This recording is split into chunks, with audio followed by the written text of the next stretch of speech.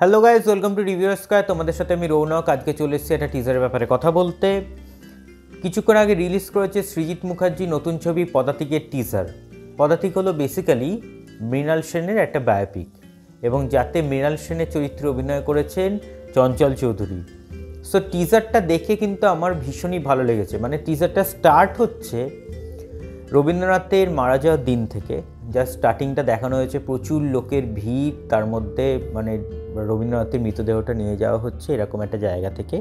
তারপরেই হচ্ছে সেই সাউন্ডটা, যেটা আমাদের রেডিও খোলার সময় যে সাউন্ডটা হয়, সেই সাউন্ডটা হচ্ছে মানে টিনিডি টিনিডি টি টি টি টি টিনিডি। মানে একটা অসাধারণ লাগছে, মানে শুনতে তো ভীষণই ভালো লাগছে। মানে আমার তো খুব ভালো লেগেছে টিজারটা। মানে যেন এইটুকুতে মন ভরলো না, যেন আরও কিছুটা দরকার ছিল আর কি।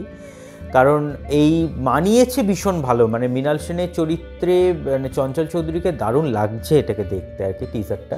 সো এক্সপেকটেশনটা অনেকটা বেড়ে গেল, কারণ এর আগে আমরা গুমনামি দেখেছি সৃজিত মুখার্জি, সেখানেও কিন্তু নেতাজি সুভাষচন্দ্র জীবন কাহিনী নিয়ে সিনেমাটা ছিল। সো সেটা কিন্তু একটা খুব ভালো সিনেমা ছিল, এবং এটাও আশা করি খুব খুব ভালো হবে। সো এই ছিল হচ্ছে আজকে টিজার রিভিউ। ভালো লাগলে অবশ্যই লাইক করবে, শেয়ার করবে এবং চ্যানেলটা সাবস্ক্রাইব করে দিও। এবং যেটা বলি সেটা যেন মনে থাকে, প্রতিদিনের মতোই ভালো থাকবেন, সুস্থ থাকবেন এবং সিনেমা দেখবেন আমাদের চোখ দিয়ে। Thank you.